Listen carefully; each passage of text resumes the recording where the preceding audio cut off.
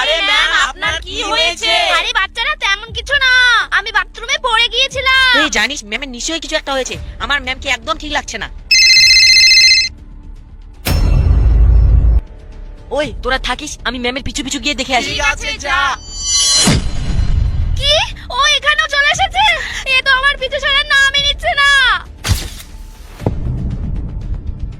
Ma'am আমি সব শুনে ফেলেছি, আপনি একদম চিন্তা করবেন না, আমি দেখছি কি করা যায়। না বাবা, তোমাকে ওইসবের মধ্যে পড়তে হবে না, ও খুবই খতরনাক লোক। বন্ধুরা আমি জেনে ফেলেছি ম্যামকে কে রোজ মারে। আরে আজ ম্যাম ফিল্ম তার সত্যি হ্যাঁ। বাচ্চারা, তোদের আবার কি হলো? ম্যাম আপনাকে রোজ যে মারে আমাদেরকে সেই মেরেছে।